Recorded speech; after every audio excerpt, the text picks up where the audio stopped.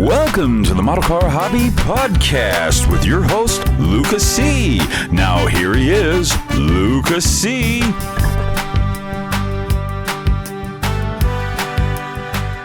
Well, hello, my fellow car modelers. How are you doing today? Welcome back to another great episode of the Model Car Hobby Podcast. We have a new guest on, a fresh guest. You may know who he is. You may not know who he is. But after this, you're going to know who he is because, I'm going to make sure of that. So we have what everyone knows on the internet and on YouTube, Onixfiero. And we'll get to why his last name is Fiero in a little bit. Onix, thanks for coming on. This is going to be fun. Thanks for having me on. I've been a fan of yours for years. Yeah, that's great. Well, I tell you, you've kind of, we kind of started talking a couple weeks ago because of that video that I made about the that third gen Z28, 85 Z28 model at Revell came out, and you did a beautiful, kind of like the box art version, which is like my favorite color on that car, and yours just turned out beautiful. You did a really cool video on that, along with a blue GTO. And you had just said, hey, man, I did that. Check it out. And I went and looked at it. And I've seen your work before, but I was like, started getting into watching your videos. It's like, oh, this guy's, we got a lot in common. And then we just kind of started talking, talked on the phone. And you got some cool stuff going on and a pretty neat channel. A lot of cool stuff that I want to cover. But, yeah, I figured I got to have you on. We had such a great conversation. What, 3 hours we talked on the phone? Yeah, I think it was.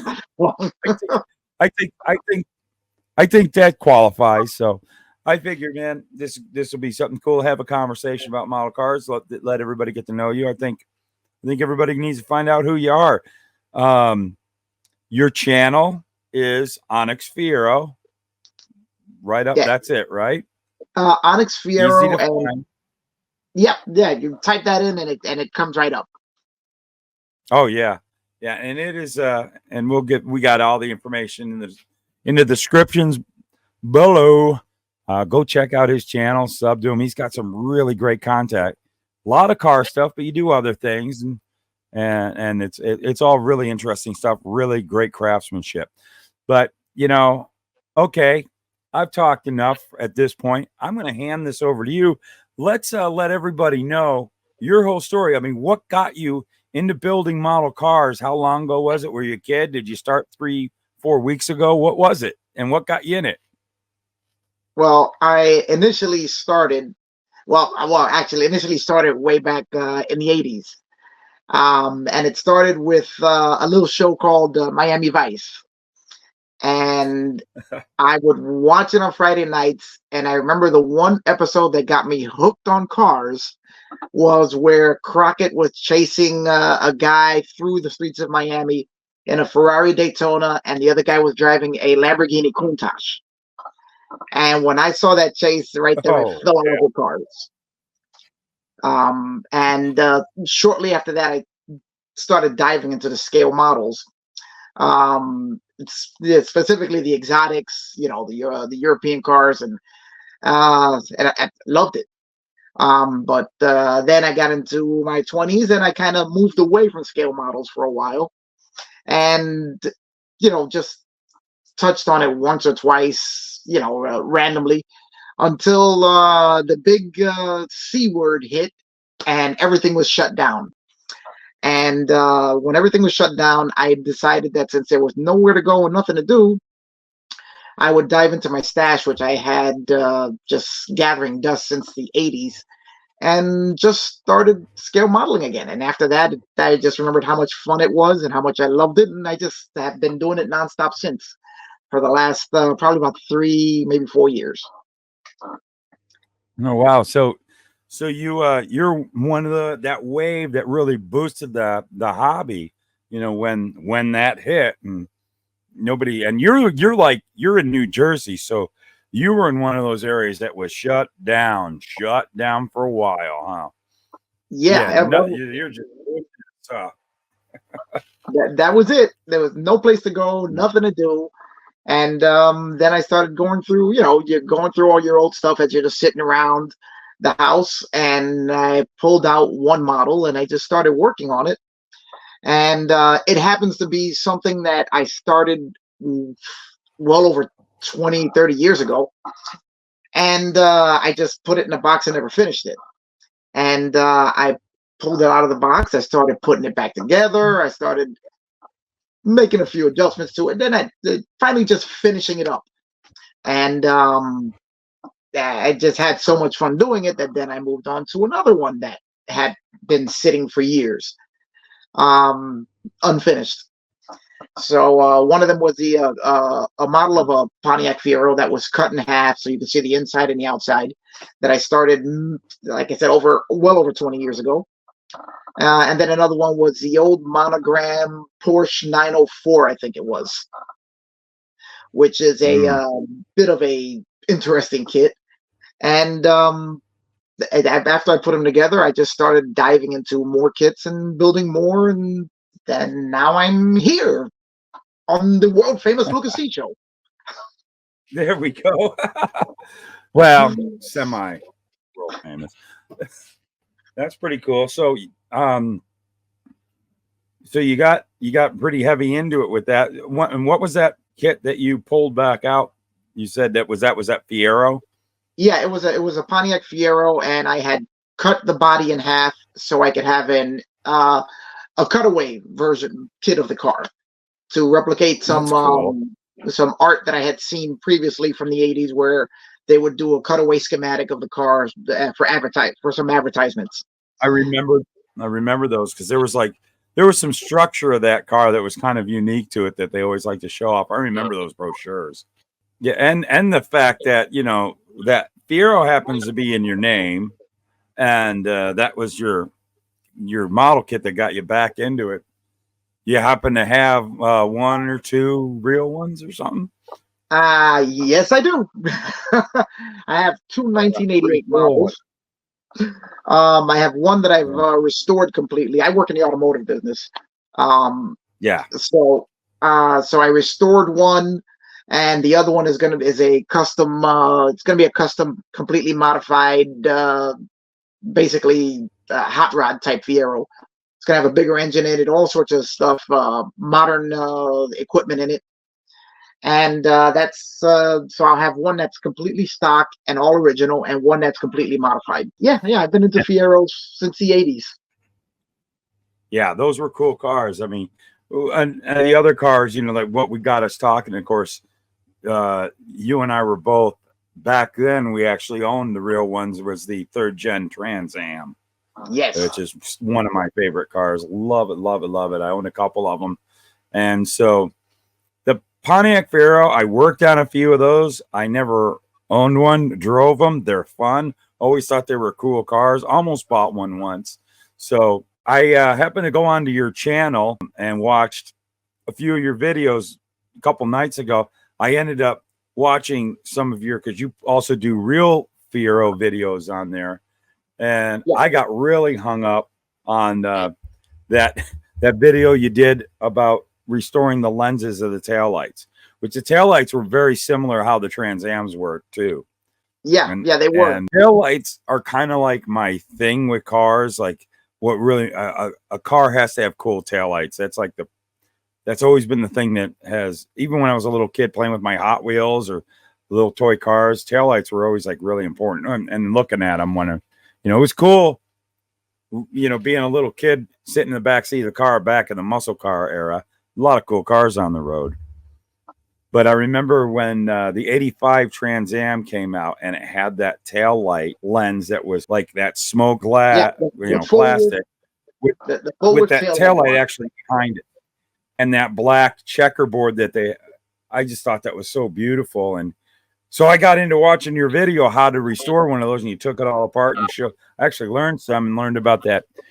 Keith Goodyear repops those and how he can't do them smoked. And if anybody's interested, you got to check that video out. It's really interesting. I have to actually finish that series because I have to rebuild one now, and with new lenses in it, so that just showing how the whole thing goes back together. And And it's an interesting procedure how they made those lenses to begin with back in the Yeah, it 80s, is. Oh yeah. and the reason why they start to separate. It's interesting to anybody who's likes that kind of thing. Yeah, exactly. Like me, I got a thing for taillights and I happen to like those cars and always, I mean, I remember, the Trans Am taillights and then the Fieros, they had the same thing. It was just such an interesting looking taillight, like one of my favorites. And I always thought that was cool how it was like a taillight underneath a lens. One of the cool things about the Fiero one is that the Pontiac lettering lights up in the back. Yeah. Which, I thought I remember that. That was something I always thought those Fieros were really cool where that lit up. And it just was an attractive looking part of the car. And always try to replicate those in model form. It can be difficult. It's like I did a podcast with the guys from Ray's Kits Decals, and that's something that they really worked hard to create the decal to put into the black part. I don't know if they've done Fieros yet, but I got to check with them because I got a couple of Fiero kits I want to build. Well, you want to have those. Well, coincidentally, I dealt with STS decals. I built 2 Fieros for a customer recently, and I had STS decals make up. He had custom lettering on the back of his taillights because he was a big Speed Racer fan. So he had Racer X. On his taillights. So he wanted me to replicate that. So I had STS decals make small decals that said Racer X on them. They fit perfectly right on the back of the lens, and actually worked out beautifully. Because other than that, very cool. Well, the actual kit itself, the Pontiac lettering is molded to the clear taillight bar on the inside. So if you want that to show through the black, you have to do the black, scrape it off on the lettering, and then put some bare metal foil, or I like the Hasegawa mirror finish, so that it reflects the light through the lettering. And then you just paint the letters with some clear red, and it kind of works to replicate the light up feature of the nameplate on the back. Yeah. Oh, and which kit is that you're talking about? The MPC? Yeah, it's the MPC 86 through 88 fastback. Yeah, I just recently acquired one of those. Always wanted one. I finally got one. I also have. I bought new. I have that monogram, the 85. I never built it. That's one I want to build too. That one is a fantastic kit. That is the best of all the Fiero kits. I wanted to get your opinion about that because it's too bad they never did the fastback version. The later one, did they call that the ST or GT or something? No, that's the GT. Yeah. I wish Monogram had done the GT. Oh, I do too, because I am such a that was a whole thing about that. Even though it was kind of a simplified kit, what I love about the Z28 that you built and I did the video on, we talk about, is the fact that it's the only way you get the 3rd gen Z28 in 24 scale. And I love all the Firebirds that Monogram did in 24. I mean, they really nailed those really, really well. Yeah, they did. Those were, sometimes Monogram's 24 scale models are a little off here and there, but those were beautiful. And I wondered what you thought about that Monogram, or the Monogram Fiero. Well, that in 124. See, for me personally, I prefer 124 scale to 125th. I know a lot of guys prefer the 125th scale, but I just always found 124th. They just seem to be able to get more of the detailing correct and more of the proportions correct in the slightly larger scale, is what I've noticed when looking between the two. Because the MPC version, the 125th scale car, has a lot of issues. There's a lot of things that are just completely wrong in that kit. They also have a lot of great detailing in that kit that the Monogram doesn't have. So the Monogram is a slightly simpler build but it is also the more accurate and better build of the two cars. The MPC, there's a lot of corrections that have to be made in order to have that look good, so that it represents the car well. Whereas on the monogram, really? if you build it straight out of the box, the monogram just looks. There are a few corrections the monogram needs also, but very few. And if you don't make those corrections, you still have a really good looking display model. Yeah, that's how it is with the Firebirds. Where with the MPC, not so much. Yeah. One of the series I built, the series I did on my channel for the I called it the Fiero triple build, where I built the two cars for a customer, and then along with those cars, I built a third Fiero, which I built as a test shot model, so that you'll see exactly what the car looks like with no detailing, no painting other than just all primer gray, and assembled exactly the way it is described in the instructions and the way it comes in the box. And the difference between building it right and building it MPC's way is night and day.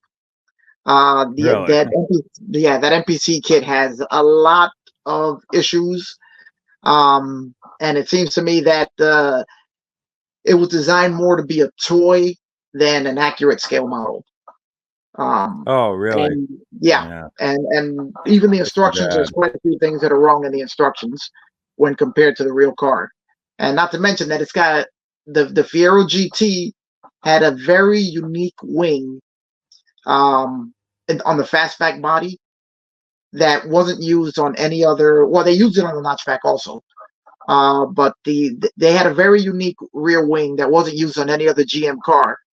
So MPC, in their great wisdom, put an F body wing in that kit. Oh man, it's got a third gen F body wing on it. Yeah. Oh, that's yeah. I'm surprised it fits right. Yeah, it probably doesn't. No, it doesn't really. The way they have you mount, it's mounted wrong. It looks wrong. I used the monogram wing as a template, and out of sheet styrene, I made wings for the two MPC kits. Just had to scale them down just slightly, and they actually looked. They actually came out looking pretty good with the larger original style wing on it. All that's in the video, and I show exactly how to do it all. But it requires a lot of work to get those MPCs right. And if you're trying to build a 1988 Fiero, that's definitely. Yeah, because the 88s have a completely different suspension setup. It's a 1 year only car. They changed, they completely redesigned the car, and the MPC kit does not reflect that at all. No kidding. No, if you're building the 88 Fiero kit, it's the exact same kit as the 86 and the 87. They didn't change anything except the box art. They put an 88 banner around the box, and I think they put a CB radio in it. Other than that, it's the exact same kit. That's too bad, but it'd be really cool to when I get the other Firebirds I want to get done the monogram ones, because it's kind of the same. I got a few of the MPC Trans Ams and I got MPC and AMT, and they're nice kits of the Z28s and stuff. But boy, oh boy, I really just like the looks of that 24 scale, even though it's a snap kit. I definitely like it built up better. It looks better, especially if you got a whole bunch of 24 scale Firebirds. Yeah. Well, I've never actually built the 24 scale monogram Firebird. I'm actually looking to order one now online. If you like that Fiero kit, you're going to find it to be kind of in that flavor of a kit. It's a really good kit. There's a couple more I want to get. I have the early ones. I got like 3. I don't know if you can see them from here, but I got 3 85s. And then I got an 82 and an 83. I'd love to find another 82 or 83. But I need to pick up, like they even did I think 89 Formula. I had that at one time. All based off the same kit, but all the monogram, you know, the GTA that they did, Yeah, all those. They were all based yeah, off the same kit, but they were just really good. They were really yeah. well done. Well, I'm They actually built bidding them. on a I'm building on the 1989 Turbo Trans Am Oh yeah, on eBay right now. So I'm hoping I can get my hands on that. I've never been able to get my hands on that kit. I do yeah. have That's I a did that one is actually probably one of the rarest. yeah. I mean That one, I would love to build it. yeah, yeah. That Um one that will be a cool one. so there's a couple of them on I'm eBay right actually, now. So yeah. Are I'm they going for like big money? yeah, they're pricey. So I'm trying to Yeah, they see are. where they go out at to see if it's within the price range that I have in mind for that car. Yeah, I mean, yeah. I did Sometimes, man. I did build the MPC Knight Rider kit, Oh yeah. which the recent release, which is basically the same as all the other MPC Trans Ams, except they just put a new nose on it and they give you a new dashboard. Yeah. And I think those are basically the only changes they made to the car. Um, and I think that so. car also is another car where oh no, there were some interior pieces also that they changed to match the kit of the show, but nothing fit right.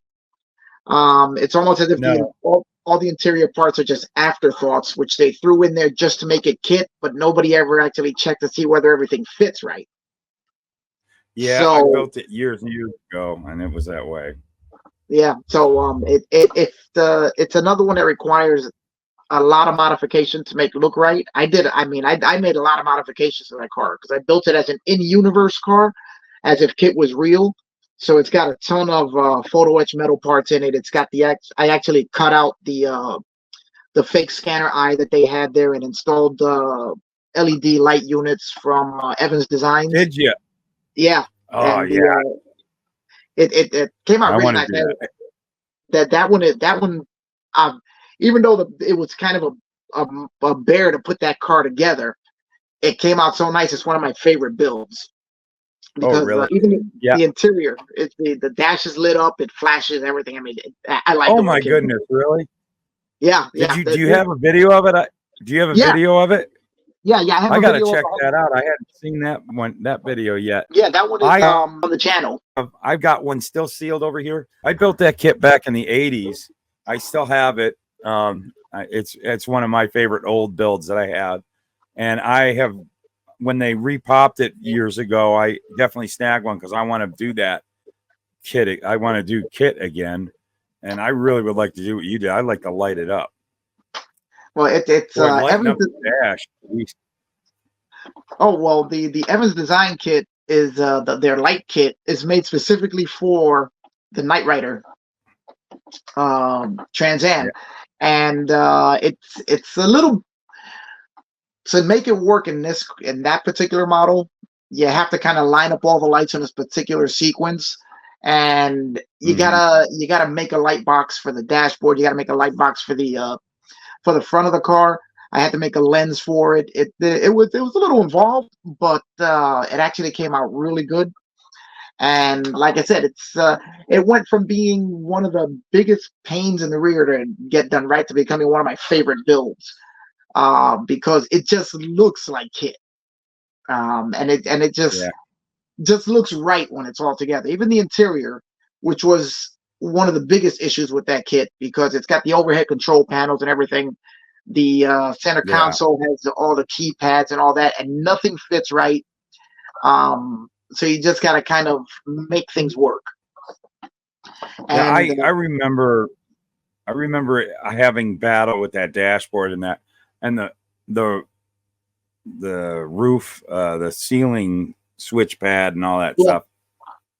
It was very bulky and then of course on mine I lost the T tops.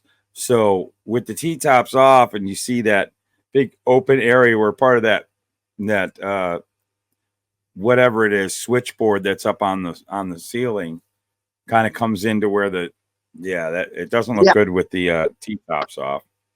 yeah. I made a few modifications to it so that it hid most of the places where it didn't fit right. So Yeah. it actually came out looking pretty good.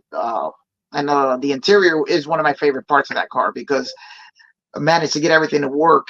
And one of the interesting things about the later release of that car is that the decal sheet, I don't know why, but there's doubles of all the interior decals.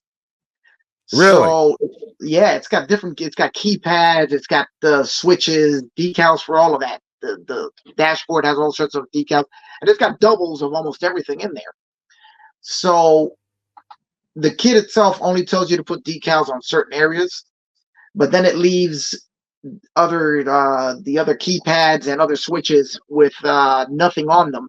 So what you can do, what I did was I took the extra decals and I cut them into small sections, and I used part of it to make the keypad on the center console, the other one to make switches on the overhead control panel, and it fills in all the blank spaces that are on the all that extra gear that's in the car.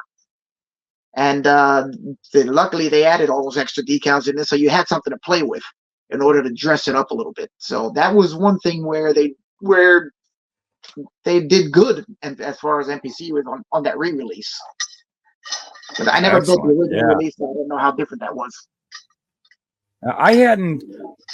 See, I don't have any decals, but I don't remember. This was like 1986, probably, when I built the one that I have.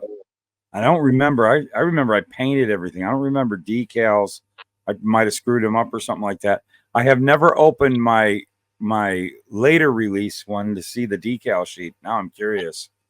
But that's definitely a model I want to build. I want to get a hold of that light kit and try to take a crack at that. Yeah. So I'm gonna have to go watch your video. Anybody else who's wanting to do one? There you go. Yeah. The only thing I didn't put into that car was the engine, because I didn't want to put it's got a Pontiac engine in there, which just if Kit's gonna be flying through the air, he's not doing it on an old Pontiac engine. Yeah. So I left the engine compartment as the battery compartments for the lights and everything. So all the wiring and everything's in the engine compartment. And as far as the chassis goes, I used a bunch of photo etch pieces I had from some metal earth kits, and I created what looks like the bottom of a turbine engine. Then I put plates underneath it and with jet exhaust for his turbo jump jets, and there's a whole story behind everything that's underneath the car, which I go into in the videos, which kind of explains how it works. Oh, now that's a video to go look like. If you're a Knight Rider fan, you got to check that out. Yeah, no, I'm a big Knight Rider fan.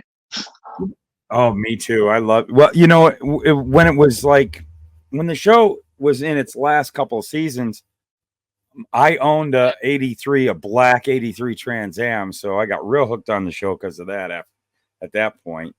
And yeah, that was I loved it. And there's a couple of them that run around town. It's like I wouldn't mind getting a hold of a Trans Am and making a kit car out of it. They got everything. You can do everything for a to create a replica kit. Yeah, I follow a bunch of the guys who do that on YouTube. Yeah, and subscribe to their channels. Yeah, I do too. It's amazing what they do to make those cars look the way they did on the show. Oh, I know. Do you watch that one channel that they own a couple of real screen used kits? It's called oh gosh, I wish I could remember it. Knight Rider. I think I know what you're talking about. Are they the ones that they found the original Knight Rider trailer, the truck? Yeah, the truck and the trailer. Yeah, those guys are great, man. And another thing that they got a hold of to put into their car was I can't remember, they call it specific, but whenever you saw the dash light up or whenever you saw Kit talking, all that was never a dash that was in a car. That was the studio dash. I think that's what they call it, the studio dash, or the soundstage dash, something like that. But it was the hero dash, and they got a hold of that dash, got it working, and they have that installed into their original I Knight think I Rider saw car. that video. I think I Yeah. saw that video when I saw them. They were rebuilding the car, and they were talking about how they had the entire dash. It's all the original parts from the original show, Yeah.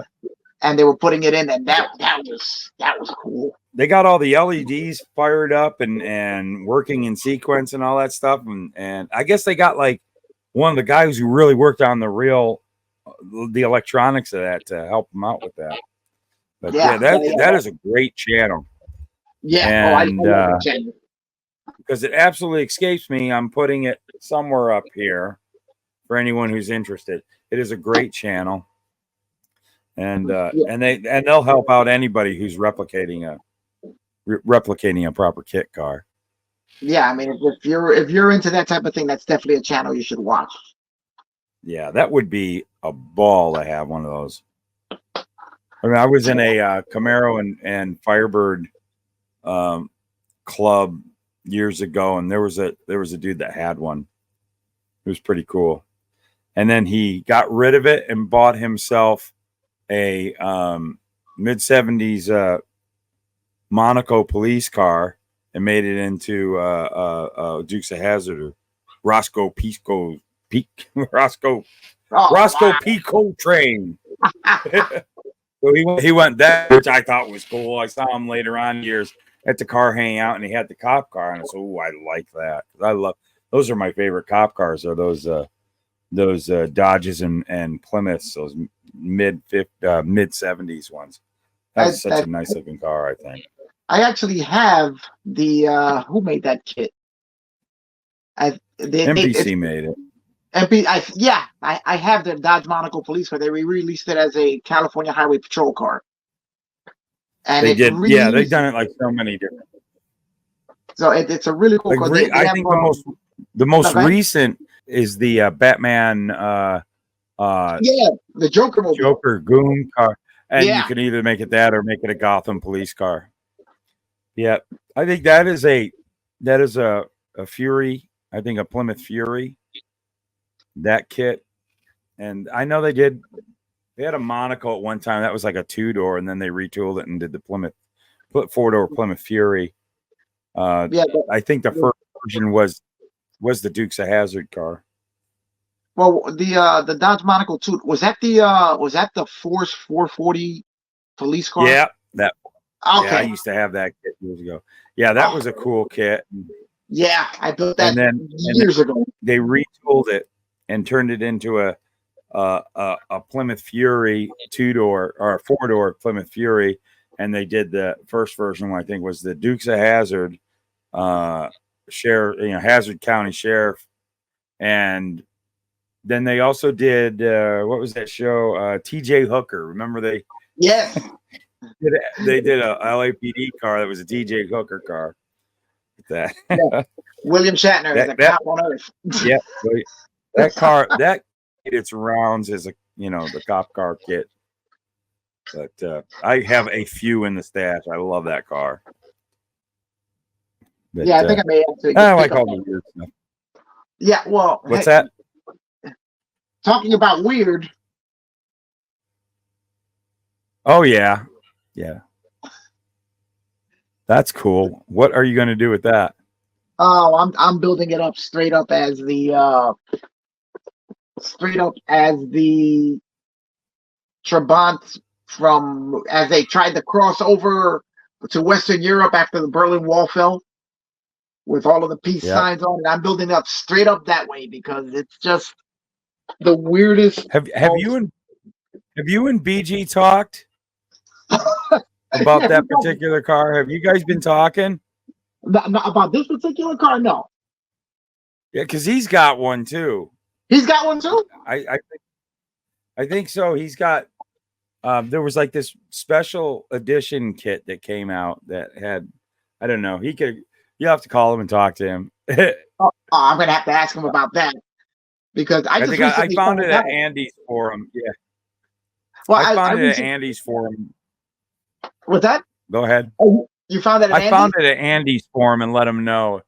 And he was like, "Oh, I gotta have that." I'm pretty sure that's what it was. Well, I didn't even know this kid existed until I ran across a video. Someone was talking about it or mentioning it or something. And as soon as I found out about it, I just jumped right online and I had to get one because Oh wow. the weirder the car, the more I want it. Mm-hmm. You really Oh can't yeah, I get got much. a few of them. I like bizarre stuff. Oh yeah, I'm still looking for a Chevy Chevette, which Oh really? yeah, that's on my radar. I need to have a Chevy Chevette. Oh man, I bet we were talking about a year ago. I could have lined you up with one. There were a few in that collection that Andy got. Oh, Yeah, I've been looking for one for years, and really. every time I get a line on one, it's like, oh, well, we had one, or yeah, just sold it for some Yeah, reason. yeah, and when you find when they pop up, people want them. How nobody wanted them back in the 70s. Yeah, nobody wanted the real one. It's No. just kind of car you bought because you had to buy it, not because you wanted to buy it. Yeah, no kidding. Yeah. I had a toy of one. I always liked the Chevette. I always liked the car. Well, a But few years ago, I went to a car show a few years ago, and a pristine, almost as if it just rolled off the showroom floor. I think it was a '79 or 1980 Chevy Chevette rolled into the car show. really. And let me tell you, that car got more attention than the Corvettes, the Ferraris, the Lamborghinis, the Porsches. That little Chevette just rolled right by, and every eye in the place was just staring at this little car as it just rolled right by with that little wheezy four-banger Iron Duke motor. Oh, yeah. It is. It's weird. Just like Pacers too. Like nobody liked a Yeah, Pacer back in the 70s, except people who owned a Pacer. And now, someone shows up with one at a car hangout, and everybody just hearts pitter patter for that. It is. It's weird how things that we thought were hideously ugly back in those days, and who would ever want that car, and they were throwaway cars, are like all of a sudden so loved. oh It's yeah, almost funny. Nobody because cared about them. well, that Chevette was my favorite car of the show. I And bet. Yeah, it would. But you'd never see them no, for as which is much as you used to see them all over the place. well, that's what I hear a lot Yeah, about the that was. Fiero. Every time I take it to a car show, the first thing I hear, you never see these anymore. Oh, we love the car, but they're Oh. never anywhere. And I'm like, well, there's one here. Yeah, that is the thing about the Fieros, and they were like all over the place too. But even here in Phoenix, where cars last a lot longer, very rare you ever see a Fiero, and it will Yeah, turn heads if it shows up. Yeah, it's well, definitely an odd, one you don't see. I guess they just got ran until they were run. yes, But they you still run them see, into the and yeah, now all the ones that got run into the dirt are being restored or rebuilt. I know so many of them that are being rebuilt and restored now. And a yeah, Fiero you could have bought a few years ago for $500 now. They don't exist anymore. yeah. Isn't that People, interesting? yeah, now you're paying big bucks for them. I was at a car show once, and I had the car parked there, and I'm standing there talking to a buddy of mine. All of a sudden, I hear a woman screaming. She's like, "Oh my god!" And she goes, and I go, "What? Did somebody get hit by a car?" And no, she goes running toward my car, and she goes, "That's my dream car!" And she's talking, and she's got her son with her, and she's like, "This is the car that I always wanted when I was in school." Blah, blah, blah, and she's jumping up and down. So I'm like, well, you want to sit in and take a picture? Go ahead. And she sat in Yeah, and she's like, oh my god, and she was jumping up and down. And it's like, well, it's I see it every day.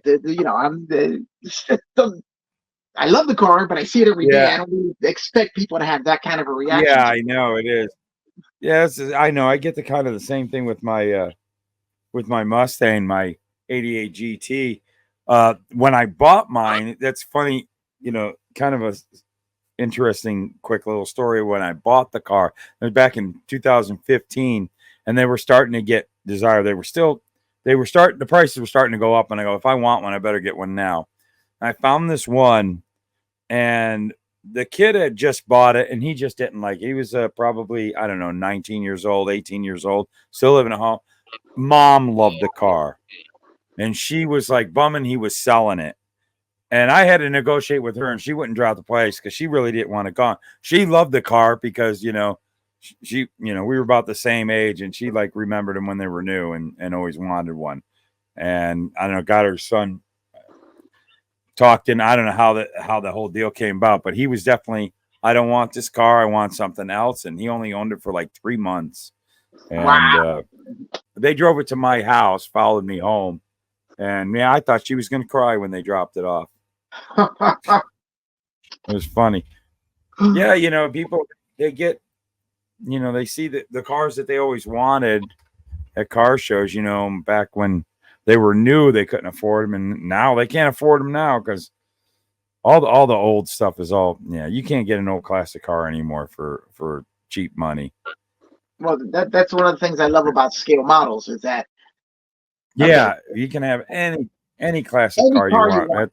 Almost any car you want. That's probably a big reason why a lot of us build the scale models, because we can't afford the real stuff. You can have everything you ever wanted. You got all these ideas. No, I do. Like I told you earlier, Miami Vice is what really got me into cars, and the cars I saw on that show. I can't afford a new Testarossa. I mean, I can or 96. No, you can't. Those prices are in the stratosphere now for those cars. So, but I have 2 of them on my wall. I built both the Tavera and the monogram kit, and I have them sitting on the wall there. So whenever I want to look at a 1986 Ferrari Testarossa, it's there. There you go. It's one of the things I love about scale models is that you can't have it in real life, but you can make it as real as you want to on your bench. Yeah. And to replicate exactly what you did want. And exactly. And that's one of one of the reasons that I get drawn to the scale models, and even the sci-fi stuff. I can't have a 60-foot robot, in my backyard, but I can have one on my shelf. Yeah, and I was checking that out. That's another thing. Anybody, if you want to see some really cool modeling and really cool weathering, that one, I don't know, is it a Robotech or no? It's an old Gundam. No, that's actually a Robotech. Well, in the United States, it was Robotech. It's actually a Macross, a kick from the TV series Macross, which was the first chapter in Robotech when it was brought to the United States. And that's a Deathstroy Defender. And that turned out beautiful. But your weathering on that and your battle damage is outstanding.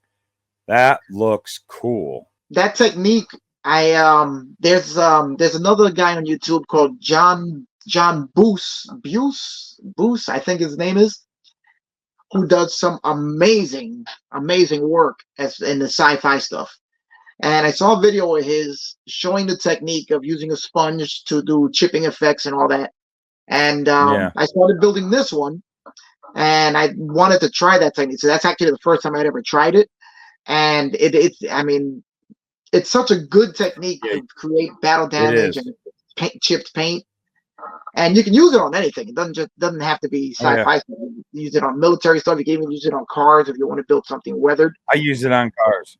I've done it on cars. I put it in a video once. Yeah, I learned that one from Andy. He did a video on chipping effect that very way with the sponge and everything, and I did that on a couple of my cars and did put them in videos. Yeah, that is but man, that looked really, really good. Looked very realistic. That one was really cool. Well, I want to build a. I also use a bunch of different colors that I don't normally use. for the rust Yeah. effects and the paint fade and all that, and it actually it turned out nice. Yeah. It looked really good. Looked really good. That's cool. Yeah, you do a lot of other stuff on your channel too. We kind of focus on the cars because that's what we do here. But man, the other stuff you do is really cool. And another video that wasn't a model car video that I was like, I stumbled across and checked it out was that LS4 swapped Fiero that you went and checked out from what are they called? Pickford Performance. Pickford. My tongue is tying on me. Pickford Performance. Pickard. Yeah. Is it? Pickard Performance. Pickard. Yes. Pickard Performance. I want to get that name right. You guys can look them up. They're a company. They're in New Jersey and they specialize in. Well, no, they're not in New Jersey. I think they're in Maryland. And they actually, they came down to Jersey to my buddy. They built that car for my buddy, and they came down to deliver it to him. And they do the LS4 conversions. I mean, they'll put almost any engine you want in a Fiero.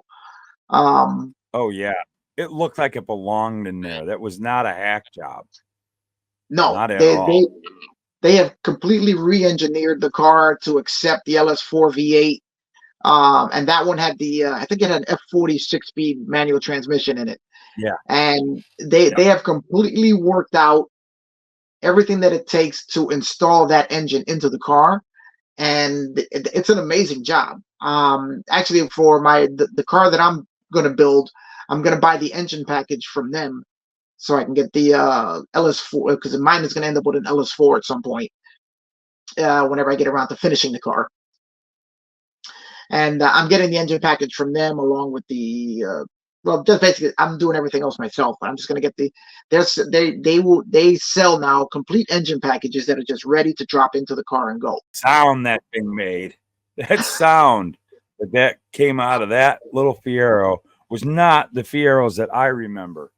No.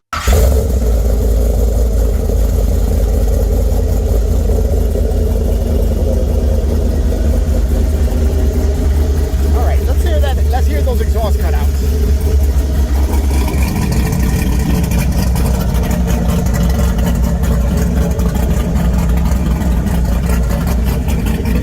Let's take a look at that remote.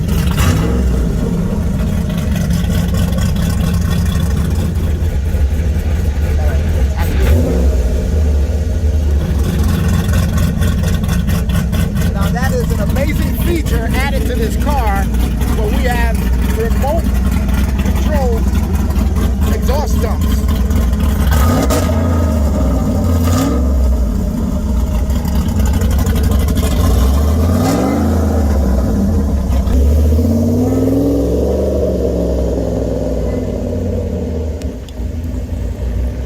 I went to the 40th anniversary of the Fiero in Michigan last year, and they were there with the son's Fiero. He's got an LS4 Fiero, but his thing is I think he's turbocharged.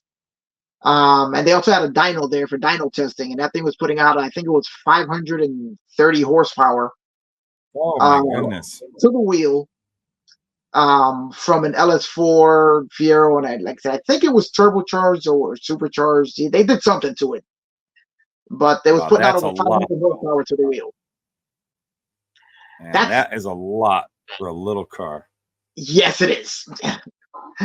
Not even sure how you keep that's that probably straight. Yeah, that's like probably like driving a turbo 911 930. Yeah. The Widowmaker 2. You know, hot rod and still alive, man. It's cool. That's what I'm planning on doing to my other Fiero. I've got one. It's a formula, and I call it the Rat because right now it is a Rat. It's got 200,000 miles on it. It's all that one. I ran right into the ground. Yeah.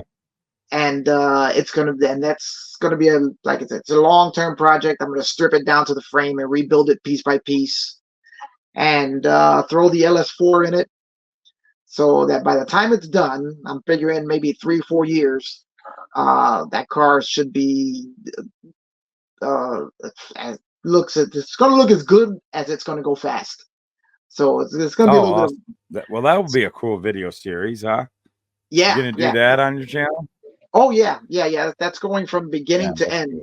As I tear the car down and then just slowly start to put it all back together, and build up everything. And I'm planning on putting all sorts of modern technology in it. I want to put radar sensors in it for blind spot assist, reverse cameras, all that type of stuff. Oh, that's cool. Just because, really. I don't really know why. Just That's modern hot rodding. That's fun. Yeah, yeah. why not? That would be cool. Oh, that's So neat. Are those the only those are the only two cars you got that are like your toys and projects? yeah, I You just also got have two Fieros. well, I've got You got other things. I've got a 2009 Mercedes-Benz E350, which I love. That is, Mm, in my opinion, the last time Mercedes-Benz built a high quality automobile. yeah. Because today's Mercedes is not what it used to be. And then I also Yeah. have a 2000 Oldsmobile Intrigue, which is Oh, my winter really? beater. Oh yeah, that thing. As that that car, I'll tell you, that 3.5 liter V6 in that car has got to be the smoothest 6-cylinder engine I have ever run across. Even today, Okay. it's smoother than almost everything else I've ever seen. Basically it's a 6-cylinder version of the North Star V8, and it just so smooth, um, that I can't believe that GM didn't continue with that motor. It's Yeah. not the most fuel efficient thing in the world, but it makes decent power, has decent torque, and just idles so smoothly. You half the time you don't even know the thing is on. Wow. Even compared to today's engines. So it just blew my mind how good this car was. It was a car that nobody knew, that nobody. It just flew completely under the radar. GM tried to make a big splash of it in 1997, I think it was. Yeah, I They remember it. Yeah, it was the X Files car, because they put it in the X Files movie and they had a whole bunch of advertising for it, and it ran 3800 V6. I And remember for those commercials. yeah, where they show the car with driving down the road Yeah. and say something weird, Yeah. and then intrigue. Um, In- then in 2000 they switched from the 3800 to the 3.5 liter V6, and it just completely transformed the car. But it was a car that nobody noticed. It just Yeah. Oldsmobile was a lost division, because the only thing Oldsmobile sold was either a more expensive Pontiac or a cheaper Buick. Right. And so there was really nothing that separated them from what you could buy cheaper at Pontiac or more luxurious at Buick. So there really was no reason for that car to exist. And it was just a really good car that got totally forgotten and didn't sell, That's because people just, interesting. nobody went to Oldsmobile because there was no reason to, and Yeah, and that then was I remember when that was going down and Oldsmobile was sliding on out. It was kind of breaking my heart because I mean Oldsmobile will always be something real special to me. My first car my dad bought brand new. The car that was my first car was a 69 Cutlass S convertible. So I just always had, and I own a few Oldsmobiles, like Cutlasses, like I had a 68 and 69 Cutlasses, other ones. And so Oldsmobile was always kind of like something really special to me because I just grew up with one. There was a point in time in the early mid 70s, both my parents, my dad had the Cutlass and then my mom had a 72 Delta 88. So we were just while I was, when I was around, it was everything was Oldsmobile. So it was a special place in my heart and I hated seeing it go. I would have liked to have seen. And I always was and would have always loved to have that, that last Cutlass. It was, I guess, the one that they made pro stocks out of, and even they raced them in NASCAR with, which I remember when it came out, it looked real futuristic. That Oldsmobile Cutlass, like Yeah, that 88, was 89, beautiful design. And I actually saw one not too long on the road. That's another car. You don't see them anymore. They all got driven right into the ground. yeah. And I saw somebody had one. It was in pretty nice condition. It's like, man, I would love to have one of those. That has always been a really good looking car to me. Yeah, no, I've always thought it was a really nice looking car. Even the convertible. Yeah, The it only made it thing really cool. yeah, I mean, I Yeah. like the cars. It's just that GM badge engineering everything, and that was their big Yeah. issue. Because Yep. even Pontiac just kind of lost its way. In the 80s they Yep. were different than everybody else. Then in the 90s they started just becoming everybody else. There wasn't a real Pontiac. Yeah, that's interesting you say that. No kidding. They kind of, because me, and you and I talked about it, you were pretty much a Pontiac guy of, loving Pontiac of the 80s. I am a huge fan of Pontiac of the 80s. They had all their entire line. They just had you could always, it just was a unique look. Yeah. And I just love those cars. I remember when I had this neighbor of mine, this girl that I went to high school with, and we had, right after we graduated, the first car she ever bought, she bought herself, I think it was like an 85 Grand Am, and I loved that car. It was so cool looking. I loved that Grand Am. Those were neat. And, the Grand Prix always was beautiful. Oh, I love the Grand Prix. I love all the different Grand Prix. I love the Grand Prix. And of course, the Trans Am, the Fiero, they just had beautiful cars. They did like the taillights, man. Taillights are a bit, all the taillights, even like that Grand Am had those. By 85, they had the same styling taillight. All their Pontiacs, they had that kind of recessed in with the lens over it. That was the last bit of independence that they had, was in the late 80s. And then after that, everything was stripped away and they were just selling a more expensive Chevy or a less expensive Buick.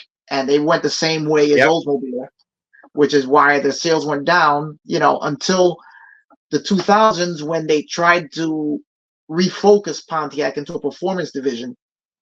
And then they were the only thing they were selling were rebadged Holdens from Australia, which were great cars. And they were really refocusing Pontiac's image back to a performance division, but it was already too late by then, because GM had gone bankrupt and it was pretty much the end of that era. Yeah, they're getting hard to find, getting more expensive. My personal favorite was the G8, which was their four. And if you get the GXP version, that thing had 415 horsepower.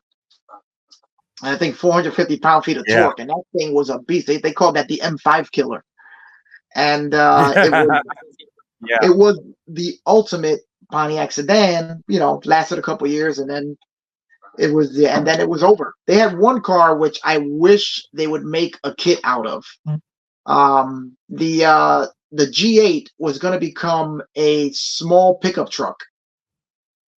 It was based off of what they call a ute in Australia. I would love for for them to make a kit of that car, because I saw it.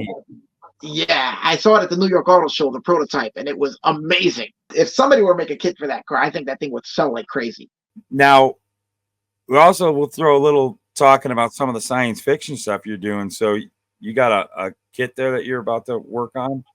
Yeah, this is, I just posted the first episode today, which is just basically an unboxing of the Thunderbird 2, which I love these Thunderbird, old Super Mario Nation video TV shows. I mean, the thing is, this kit is really cool because it's transparent. This is an older kit by AZLeo. And what they did was they released it in a transparent version. So this, I'm really looking forward to jumping into, because I'm gonna do it half transparent, half painted.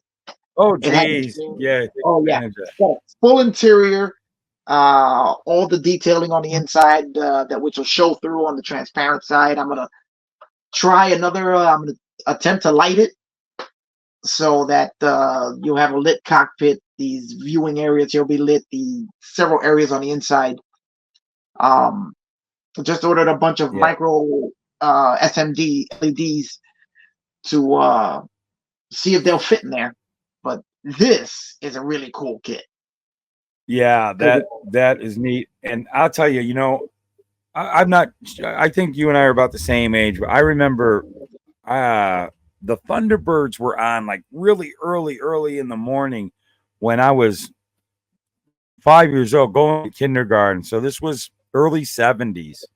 Yeah. And my dad, he was a school teacher at the school I went to. So of course, rode to work with him.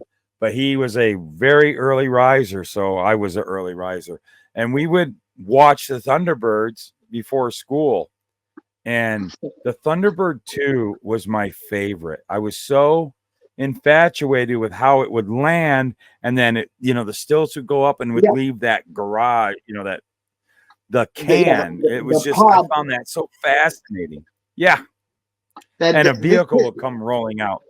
Well, this kit has all those features in it. You can put the stilts in it and have it positioned upward with the thing, and then it actually comes with about 8 or 9 different vehicles, the support vehicles that the Thunderbird will use. They're all in there. It might happen. It's that's tempting. It's a crazy kit, and I'm really looking forward to getting it started. I just put up the first episode today where I show all the features of the kit. I splice in some Thunderbird footage just to keep it interesting, and it's really cool. I'm really excited about this one because just the paint work of doing it half clear and half painted. Yeah, that's gonna be neat. Yeah, hopefully that's gonna be so cool. Yeah, I'm gonna be watching that. And just today I watched a video. I think it's a fairly new video.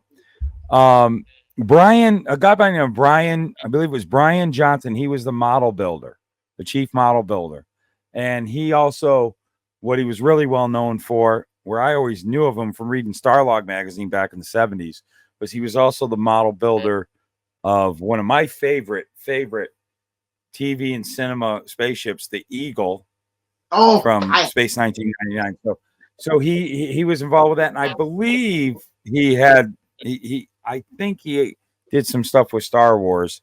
I can't remember what his connection was. Anyways, there is a fairly new video out, a little tiny documentary on how they did all the force perspective and get those models looking right and everything. And he goes over all those, and they actually recreated their whole stage and everything today using all the old equipment, all that stuff. Still, how they would, like when the ships would be flying and the camera found the ship and the foreground would be going fast, everything was on different belts, and of course the one that was close would be going fast, and then the background would be going the slowest.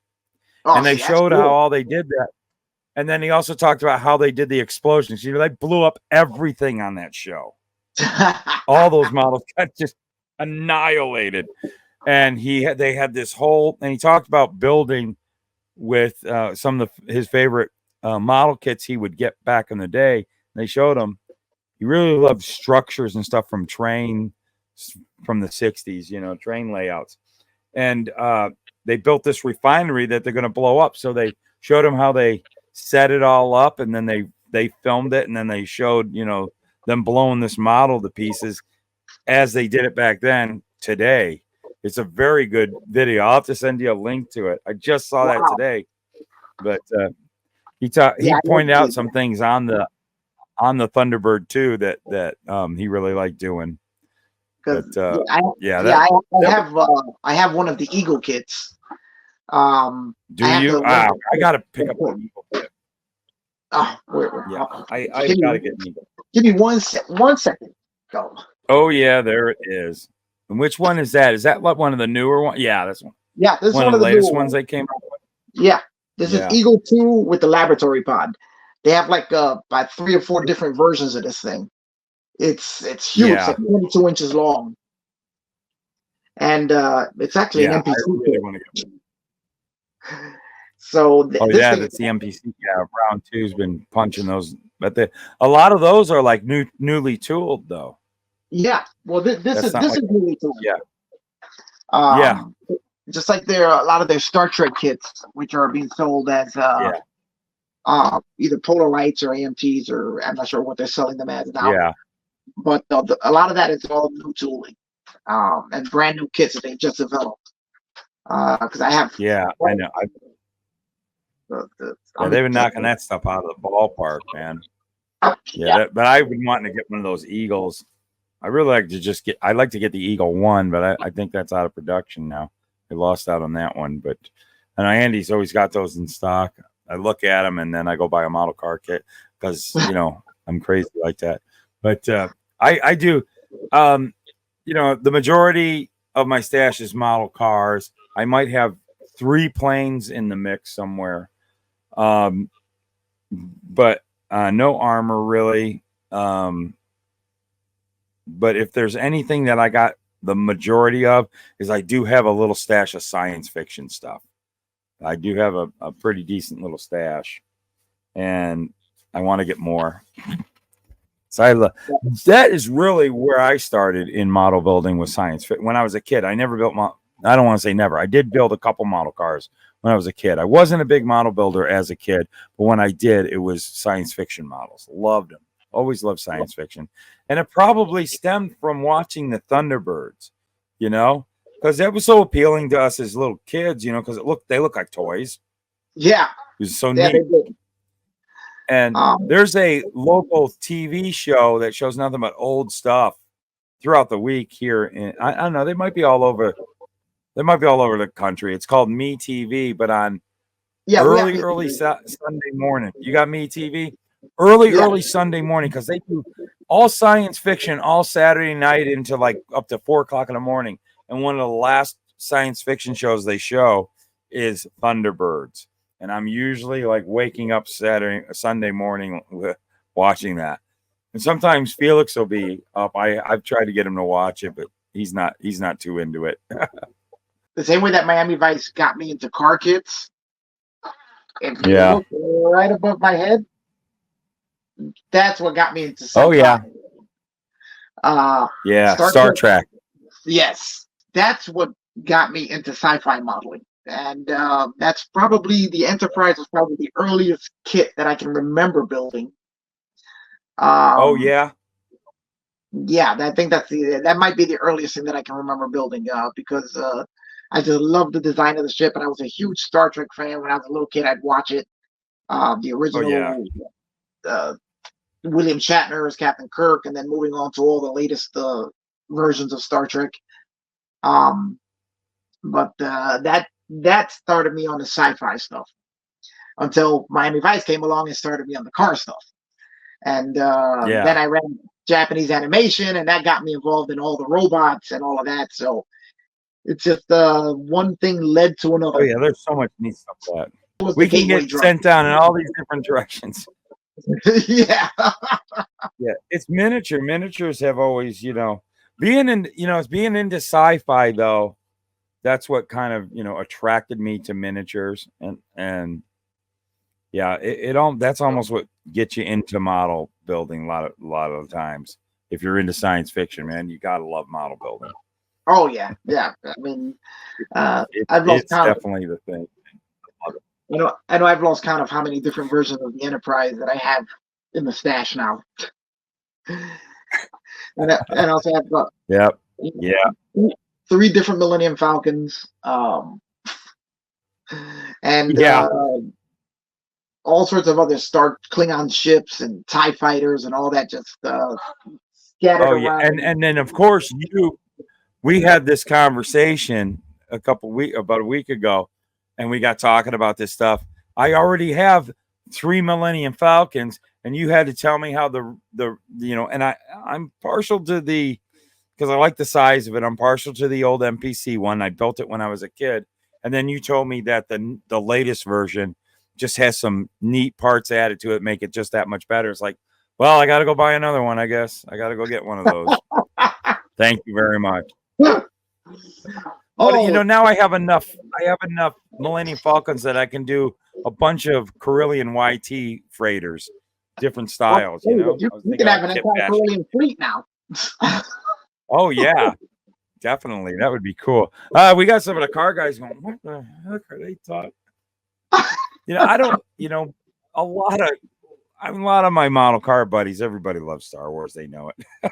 You know, it's glue and styrene together. Yeah, definitely. That's what it's all about.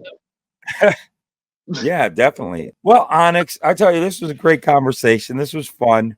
I want to thank you for coming on, and I'm going to give you a little time. Why don't you go ahead, plug your channel, let people know where to find it, everything. Well, you can find me at Onixfiero and Scale Model Works is the full name of the channel. I mean, Onixfiero comes up, and that usually brings it right up.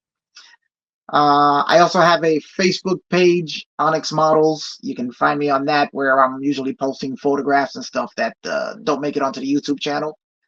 And on Instagram, you can look me up as Onix Taveras. And you can see more model stuff on there. I post stuff on there.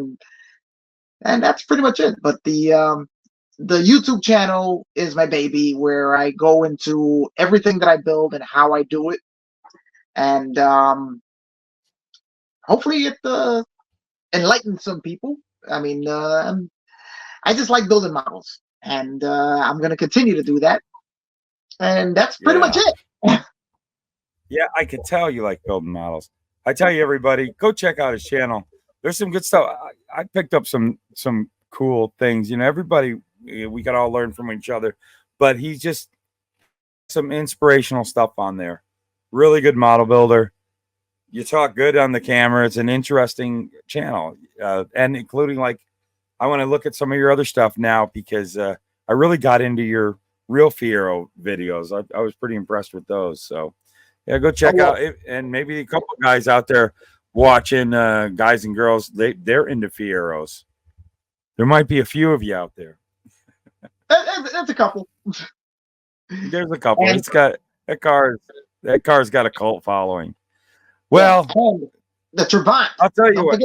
Oh, and then there's that. There's an upcoming video. That thing. Yeah, that's going to be pretty neat. That's an upcoming cool looking little car. That's going to be a cool little car. Well, Onix, I'll tell you, this is the part of the show where we close it out that I completely and utterly put the guest on the line to do the closeout. Do you know my closeout? You want to take a crack at it? You think you can handle it? I can give it a shot. Let me see if I can get this right. So, okay. Yeah, I'll give it a shot. Let's see. Okay. Let's keep cutting that styrene and gluing those fingers together. Did I get it? Close enough. Better than most. Better than most, I'll tell you. Thank you very much. And everybody, you know what the next thing I say is, here's the producers.